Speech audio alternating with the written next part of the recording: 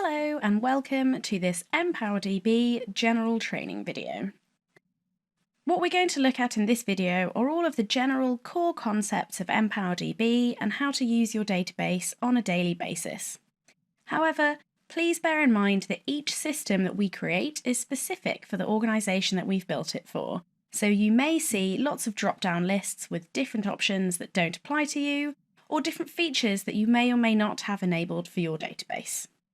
Okay, so first of all, in order to log in to EmpowerDB, you need to go to www.empowerdb.com/whatever your organisation's identifier is. This might be an acronym, this might be the full name of your organisation. In this case, we're going to have a look at the demo site, so it's empowerdb.com/demo. Great! Once you get to your specific EmpowerDB site, you will be asked to create an access point. This is something that you should only have to do once per device that you're accessing EmpowerDB off.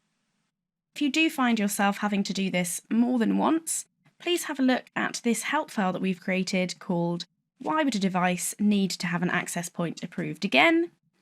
And please do reach out to our support staff if you continue to experience difficulties after reading that information, and we'd be delighted to help you. The access point is an incredibly important additional layer of security in your system. All of the data that is stored in EmpowerDB is stored in an encrypted format, which means that even if anyone were able to access your database somehow by gaining access to someone's password, if they didn't have an access point on their computer, they would not be able to see any personally identifiable information for the people that you work with in a form that would be legible to them in any way. This access point basically tells your database how to understand that information and present it to you in a way that you can actually understand it.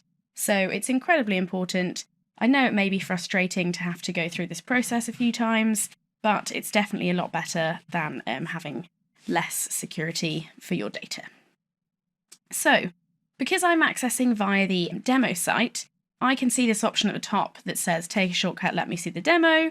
That's obviously not relevant to your site.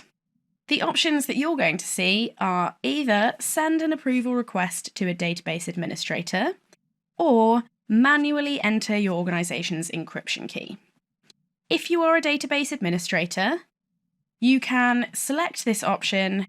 You need to enter a computer name, and then you can enter your 16-character encryption key that you will have been provided when you went through the initial setup process. We do not have your encryption key, once again, for data security purposes, because that would give us access to confidential information. So if you don't have your encryption key, you need to get in touch with us and let us know about that ASAP. Okay, so most of us are not database administrators, and so what we would do here is send an approval request to a database administrator. And what we need to do here is make sure that the database administrator is online and connected to EmpowerDB, and they know that we're going to be sending the request to them so that they can approve it for us, because once we send it, we only have 60 seconds for it to be approved.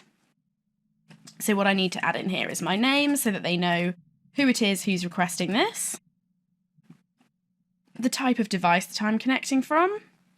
I've already mentioned that we need to make sure that our admin is ready, and now I can submit the request. Okay, now that I'm logged in as a database administrator, if I just refresh my home screen, I should see that access point approval request come through. Here it is. We can see that it says Francis's personal laptop. Great, and to approve this request, I just need to enter my password. So this is the password that I use to log into EmpowerDB, not the 16-character encryption key. So I enter that, just click Approve Request, and I will see this notification letting me know that that request has been approved, and this user will now be prompted to log into EmpowerDB using their username and password. Great, so now that my access point has been approved, I can just log in with my username and password. And hopefully every time I come to log into the database now, I should only have to enter my username and password, providing that I'm logging in from the same device. So once I log in, I am taken to the EmpowerDB homepage, And the most important feature of the homepage is our Add Activities module, which is where I can record any activities or time spent with clients who already exist in the database. A little bit later, we'll have a look at how to add new clients to the database. So, in order to find a client that I've been working with, I can type in their name here. I could type in just their first name, or I could type in their surname, or I could type in a combination of the two, until I find the client that I believe is the person I've been working with. If I have a look on the expanded information about this person, I can just confirm that it is definitely them, and I can select them from this list. Alternatively, if you just click down on this drop-down list, you will see a list of the most recently seen clients. So this is the clients that have most recently had any activities recorded for them. This is not a list of the clients who have most recently been added to the database. Next, I have the date. So this is going to be automatically set to today's date, but perhaps I'm recording this information on a Monday and I actually provided the services on Friday. I can just change that date here, no problem. So, what have I been doing with this client? Okay, so I provided 1 hour of counselling.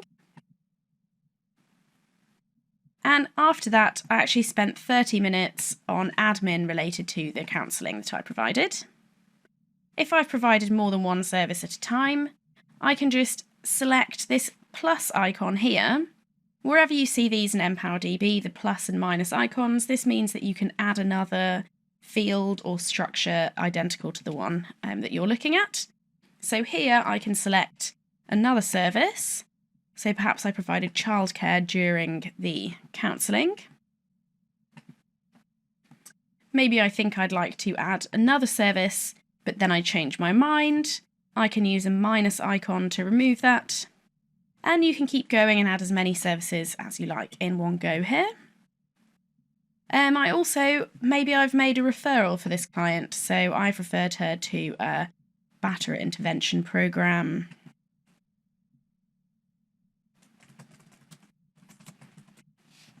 Perhaps I've also referred this client to a hospital. She needs to have some medical input.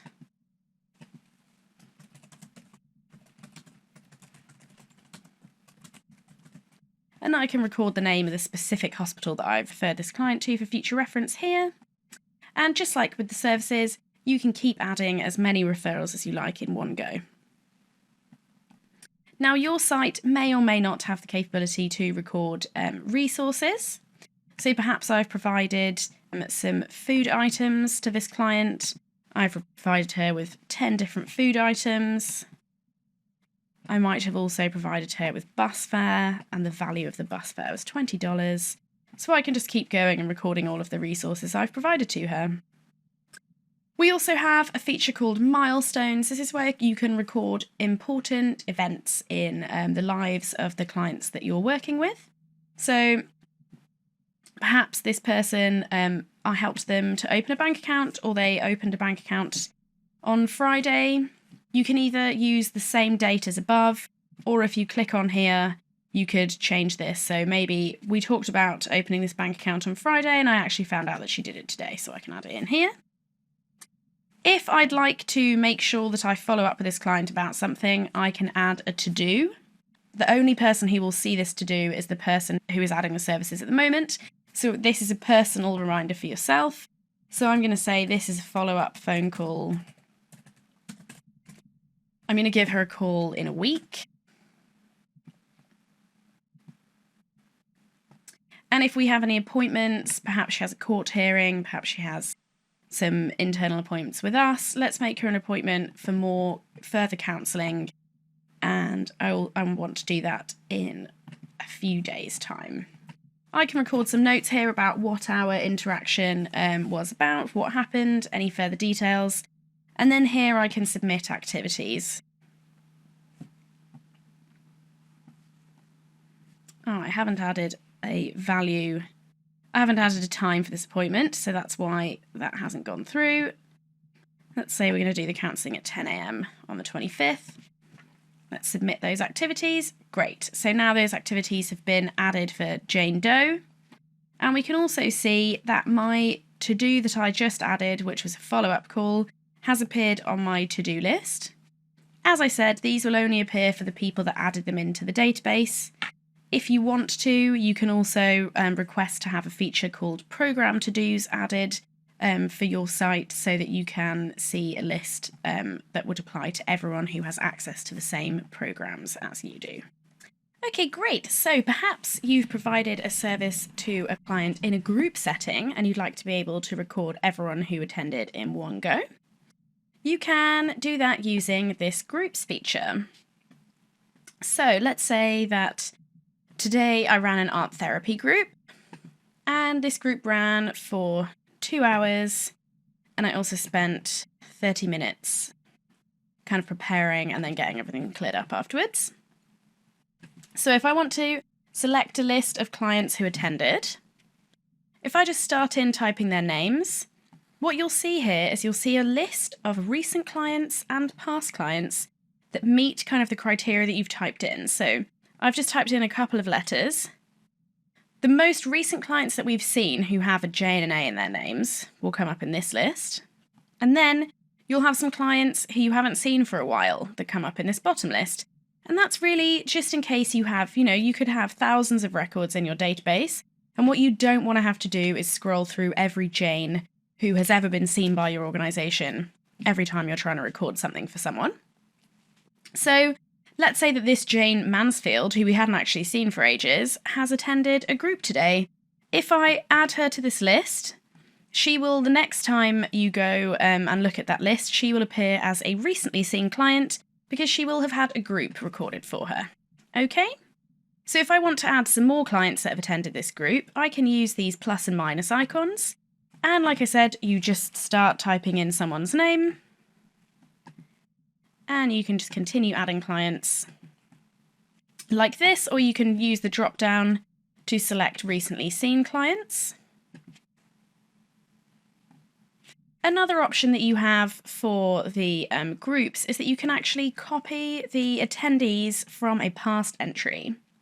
So what I could do here is I could say, oh right, we ran an educational group. No, these aren't my... What I want is my art therapy group because these are my art therapy clients.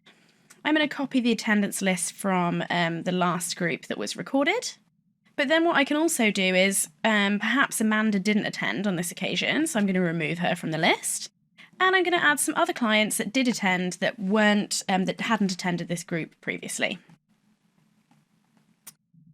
Perfect.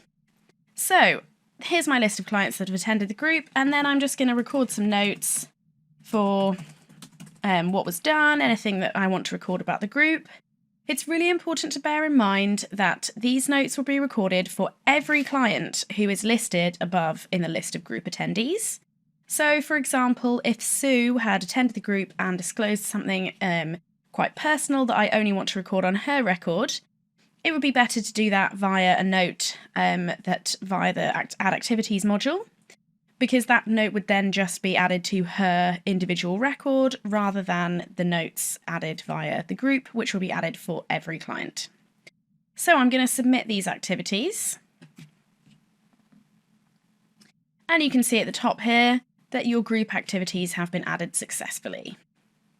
So with all of these activities and groups, once we've added them, where do they actually go? From any page in the database, you will be able to access this calendar icon and access the activities calendar. If we have a look at November, we will see all the activities that I've just recorded for this client, Jane Doe, via the Add Activities module. There are some filters at the top of the calendar itself. So at the moment, there is a filter that says filter by demo user. So I can only see activities at the moment that recorded by the demo user. If you have access to other staff's activity calendars, you can select from the list and you can just change the filter and have a look and see if anyone else has recorded any activities for this time. Okay.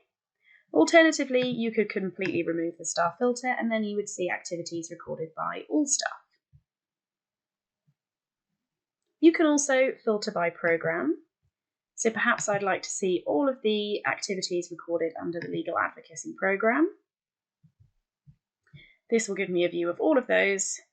So we'll see we've got some case management. Those are recorded under the legal advocacy program. And what I could also do is remove this filter, and I could add a filter for different activity types. So if I'm only interested in services, I would just select that one. If I'm only interested in notes, you can really set the filters to show you any specific type of information that you're interested in. So let's add a filter by client. I'm just interested in those activities that I've been recording for Jane Doe.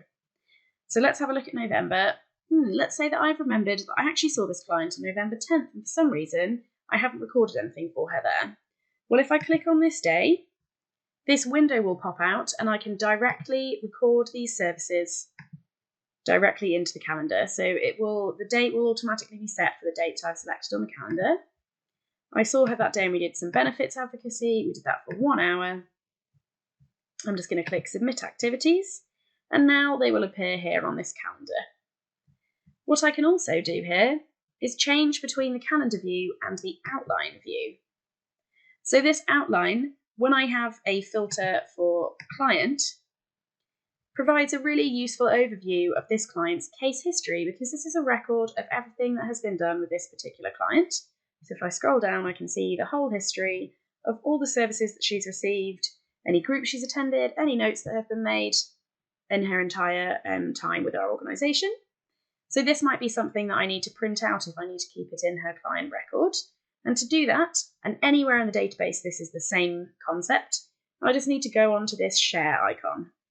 So there's lots of different options with the share icon. I can create a short link here. So what I could do here is copy and paste this. And I could send this link to a colleague if I'm interested in sharing this case history with a colleague.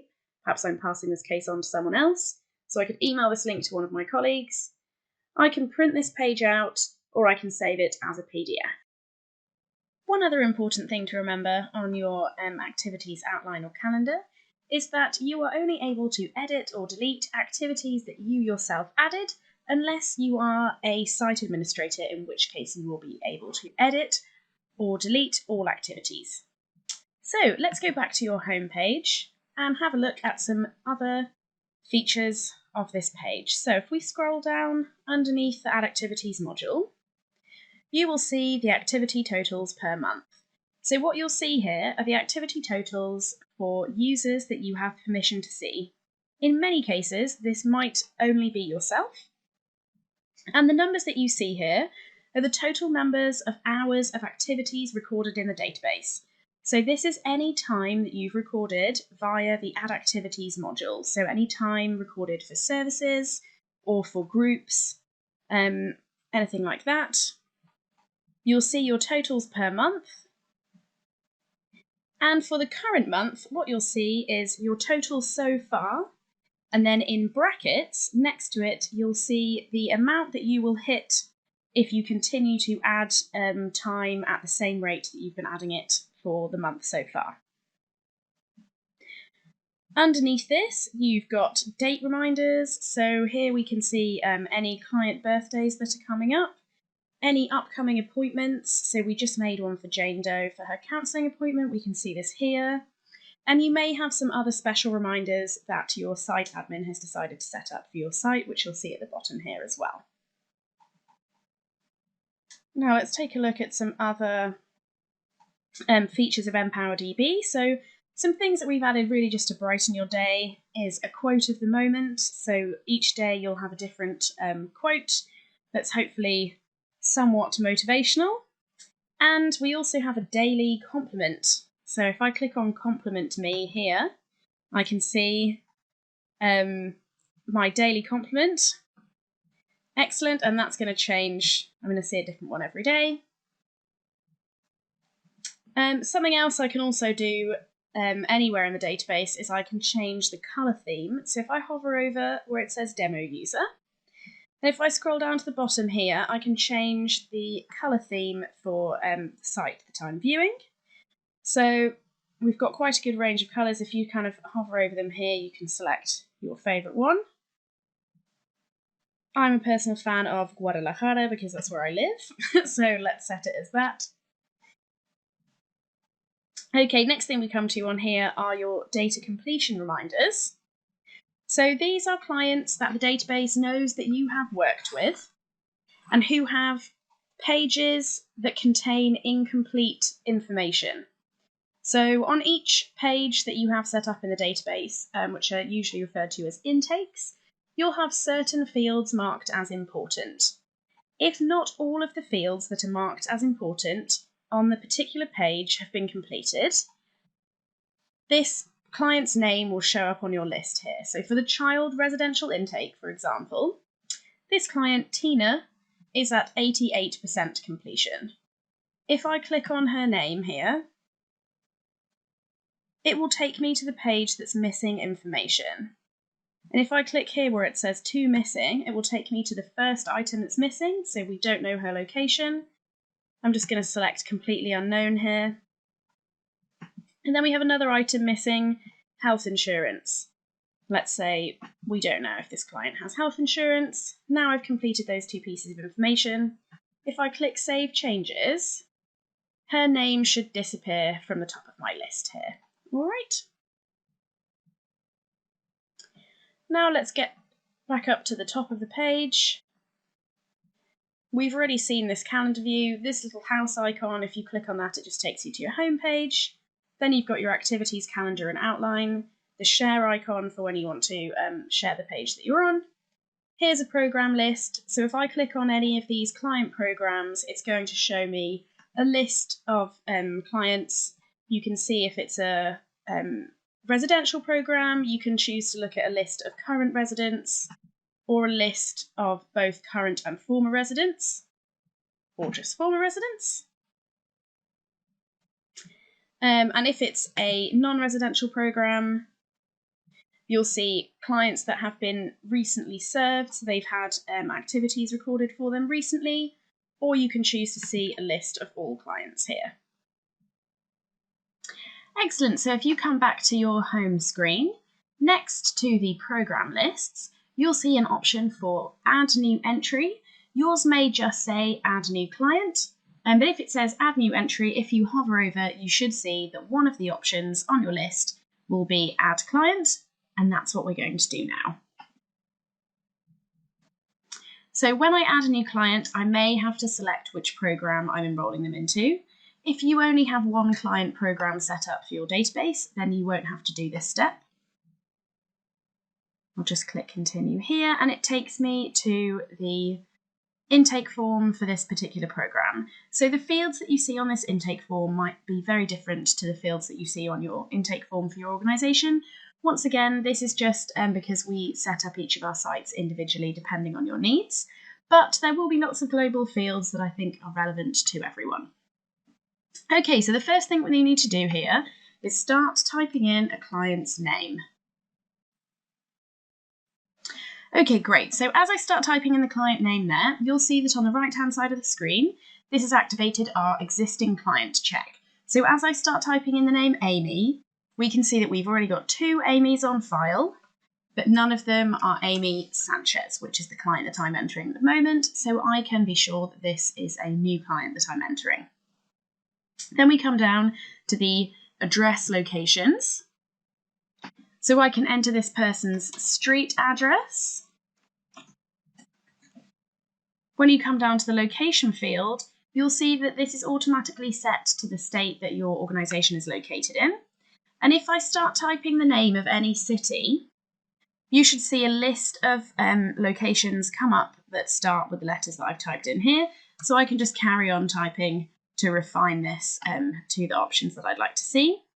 Alternatively, if you click the drop-down list here, you'll see the most commonly recorded locations for this state for your organisation.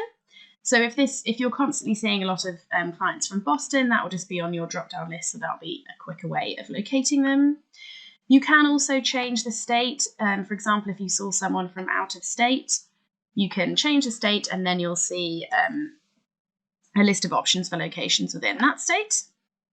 And you can actually record clients that live in a different country if necessary. So you could say that this person is living in the United Kingdom. However, we will not have a complete list of all of the cities or locations available in countries other than the United States. So you may need to just select unknown city here. If you don't know someone's address at all, you can select completely unknown from this option here. So let's come down to phone numbers. Again, you might see different phone number types in this drop-down list here. Don't worry, we can edit those for you, or you can edit them yourselves. What I do here is I can enter in the telephone number. You might have different Save To options, but you should have some options here to select at the bottom underneath each phone number. So this is this client's cell phone. I'm going to select that it's okay to call, leave a message, or text. If I'd like to add another telephone type here, I can use this plus icon. And so perhaps I'd like to also record her home phone number. But in her home phone number, it is safe to call, but she would rather that we didn't leave any messages for her on this number. Just going to record her email address. And we'll move down to this next field, which is children or dependents. So if I select one or more children here, you'll see some spaces where you can record some basic information about this child. So she has a child, he's called Alejandro. The birth date or estimated age field in EmpowerDB is a special field where you can either enter someone's exact birth date if you know it. So if you do know it and you enter it in, the database will automatically calculate their age as of today. If you don't know their exact birth date, you can just enter an estimated age. So we could say we think that this child is about 10 years old. Okay, I'm just going to keep scrolling down here. So as you can see, some fields are highlighted in yellow, like all of these ones here down to veteran. And then underneath you can see that marital status and education, those are not highlighted in yellow. All of the fields that that are highlighted in yellow are the ones that your organisation has marked as important, and these are the fields that contribute to the data completion scores and the data completion reminders that you see on your homepage. So if I do not enter this information in, I will still be able to save my client record. However, I will be prompted to go back in and complete this information at the time that it is available to me. So, for example, perhaps I know someone's age, I know their gender, and I know their race. But I haven't actually gone through any of the more detailed demographic questions because they haven't come in to complete this intake form. Perhaps I'm doing it over the phone, or I'm doing it from a referral that I've received that has limited information on it.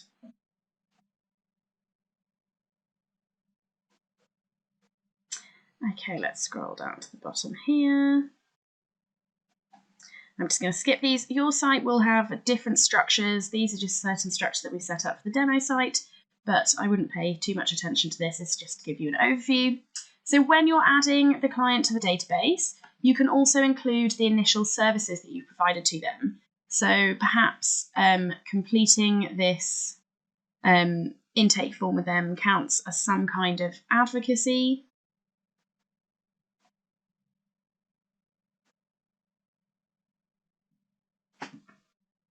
And I've spent 30 minutes on it. But I've also, this client's come through in a crisis situation, so we've provided an on-scene crisis response to them as well. And at the bottom here, I can just select Add New Client. So when I do that, that's going to take me to Amy's basic information page. So this is kind of a summary page with just important information about this client that you've decided to include here. So what we can see about Amy on her basic information page is when she was added to the database, we can see her location and contact information, program information, and how many children she has, and a little bit of information about them. Okay, So as you can see, if there are missing fields from my intake form, I'll be prompted to go back and complete them here. We've already looked at that, so I won't go into that in too much detail. What I would like to bring your attention to is that, let's say Amy changes her address at a later date. What I can do here, instead of overwriting the address information that we have currently stored in the database, I can just select Include Additional Location. So these kinds of structures are called points in time. And a point in time allows you to record the same batch of information on different dates. So you can create a historical record. Okay, so I've added this additional location, click Save Changes, and now when I go to Amy's record, we'll see her latest location expanded. And if I wanted to go in and have a look at her complete location historical data, I can open the past entries as well there. Now that Amy exists in the database, I can also find her using this Lookup Client box, which you'll see on any page of the database that you're on. So let's have a look here. Amy, this is Amy Sanchez, perfect. If I click on here, it will take me to her basic information page. If you just hover over her name, you'll see some expanded information about her as well, so that you can check that this is actually the client that you're looking for. From Amy's basic information page, we can also access her activities outline, which if I click here, this is going to take me to the activities outline view that we looked at a little bit earlier, and it's going to be automatically set to only show you activities recorded for Amy Sanchez. So this is kind of like looking at a case history for this client. You may also be able to upload files if you have this feature enabled for your database. So if you click on Manage Files, you would see any that have been uploaded for this client. This client doesn't actually have any uploaded just yet, so let's have a look at another client who does, just to see what that would look like. If we go to her Manage Files, great. So we've got lots of different files available for this client. What I can do here is just open them up within the database. I can edit or delete them if I have access to do so. And I can also download these files to my computer, but bearing in mind that once they're downloaded on my computer, they're no longer stored in a secure location. All right, so let's go back to this client that we just entered in. And let's have a look at how to enroll her into another program. So Amy is currently enrolled into the Legal Advocacy Program only. You can see that at the top of this page where you can see the navigation. So Legal Advocacy Program, we're looking at Amy Sanchez and we're on her basic information page.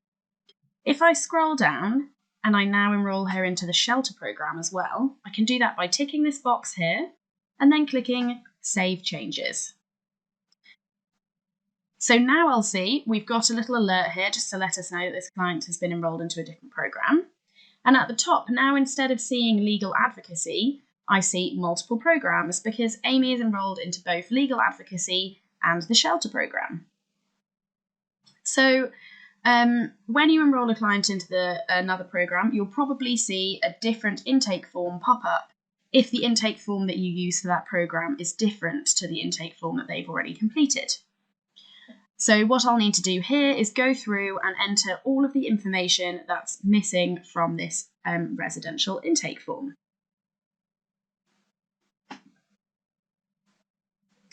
Okay, so there'll be lots of different fields that you'll probably need to complete some questions on this intake form.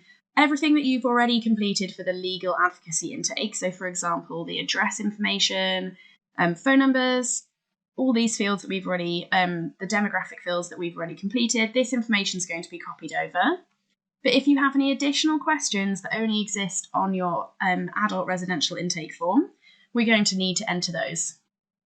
Something really important when enrolling a client into a residential program is this point in time that is called move-ins and move-outs.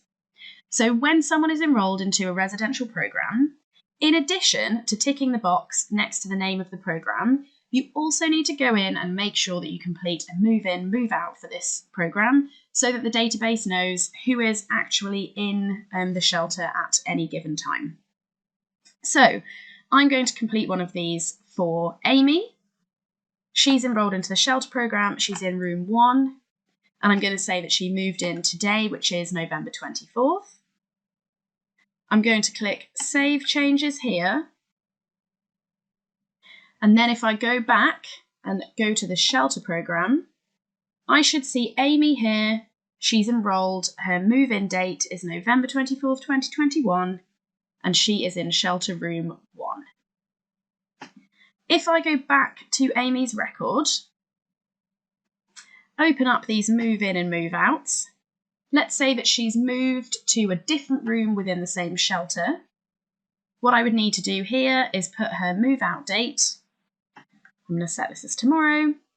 Let's say that her reason for move-out, so if she'd moved and left the program, I could select maybe she was non-compliant and she had to leave, maybe she reached the maximum time allowed, maybe she's moved into a transitional housing program, which would be great, but this is move to other room within the same shelter. So let's save those changes. Go back to her move-ins, move-outs. And what I need to do is just add a new entry and say she moved out of shelter room 1 and she's moving to shelter room 2. Okay, so when we have a look at the shelter program, we can see Amy's move-in date was November 24th because she originally came to us on November 24th, and she's now correctly enrolled in shelter room 2. Great. So another really important thing that we need to have a look at in the database are the different ways that you can record information about children. So when I added Amy's client record, I recorded some basic information about her child, who is called Alejandro Sanchez. Alejandro currently exists in the database as a basic child entry. So that means they don't exist as a client themselves, they just exist as a note to let us know that this client that we're working with has a child and we need to bear that in mind when we're providing services to him or her. If I would like to directly provide services to Alejandro himself, so if he has moved in to the shelter program with his mum, what I need to do is make sure that he exists as a full client. Often, if you have a shelter program, you will have it set so that when you enroll children into the shelter program, they automatically upgrade to full client entries. If they're not set to automatically upgrade, what you can do is just click on Modify Entry and select Upgrade to Client Entry. So we've upgraded this person. Now Alejandro exists as his own client. Okay, so we have homepage, we've got the legal advocacy program, Amy Sanchez is the parent, and Alejandro Sanchez is the child. I just want to make sure that he's enrolled in the same programs as his mum, so I'm going to enroll him into this shelter program and click Save Changes. Again, what I would need to do here is I would need to complete the child residential intake form to make sure that I've got all of the important information for Alejandro. And a really useful thing that you can do here is when you enroll this client into the shelter program, you can copy the move-in, move-out data from their parent. So let's copy this. He's in shelter room 2 with his mum, and he's moved into the shelter on the 25th. Okay.